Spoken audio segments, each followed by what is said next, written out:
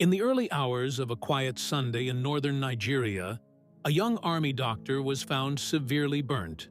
He was a soldier, a healer, and newly married.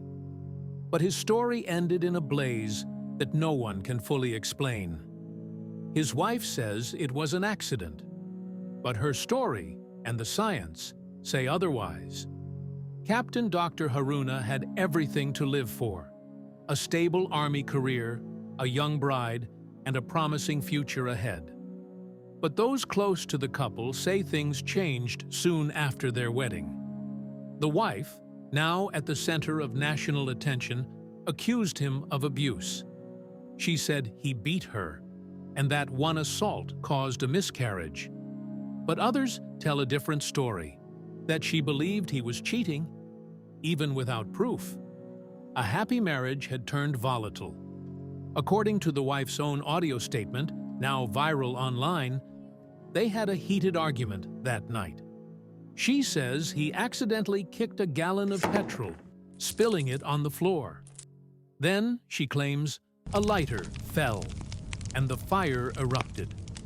But to a trained investigator, that version doesn't hold up. So in your mind now, you think somebody will go to the university, read medicine, come back and start playing with petrol and lighter? I'm not supporting anybody, but some of you are thinking upside down. Petrol doesn't just ignite itself. It takes vapor, heat, and a spark, perfectly aligned. So how did this supposed spillage become a full-blown inferno that consumed him entirely? In her leaked recording, the wife insists it was an accident. She claims her husband had earlier threatened to burn her, but that he set himself on fire by mistake.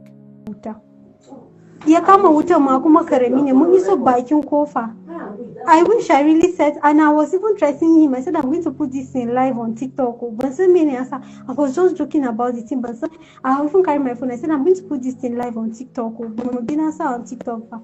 So depriving the right to humanity. Okay, if you put think, what I'm supposed to be in the story, then you should cooperate the two story. Muganko is achievable. Simply so Bormutani Suzuki.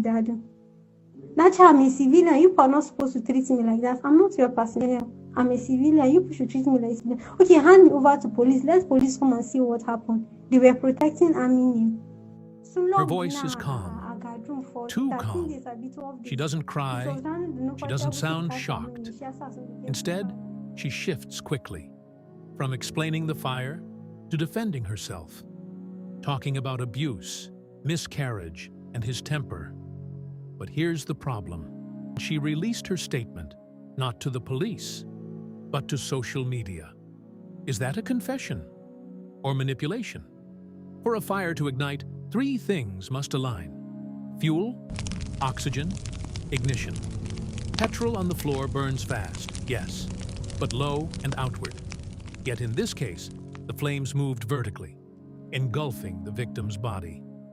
That suggests the fuel wasn't just spilled, it was on him. And if that's true, the fire couldn't have been accidental. Experts also note, if she was close enough to see the lighter fall, why wasn't she burned? No record of burns on her, no singed clothing. That makes her version scientifically impossible. The science doesn't lie. Was this a moment of rage? Did jealousy blind judgment? Neighbors recall shouting that night, a woman's voice, angry, accusing, and a man's, pleading. The army doctor was reportedly speaking to another woman, maybe a colleague, maybe a friend. To a jealous mind, that's enough to ignite fury. When love turns to possession, one spark can end everything. Jealousy, after all, is fuel too.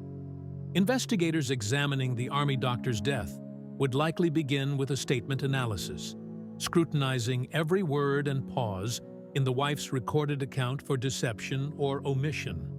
Her calm, almost calculated tone reveals a flat affect, an absence of visible emotion that often signals emotional detachment or suppressed guilt. Combined with her failure to render immediate aid or contact authorities, This behavior points to conscious self-preservation rather than panic.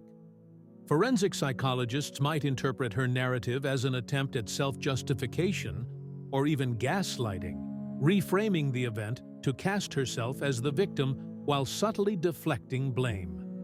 The inconsistencies in her account, from the lighter's mysterious fall to the lack of burns on her own body, would draw attention to possible cognitive dissonance, where the mind alters memory to reconcile guilt with innocence.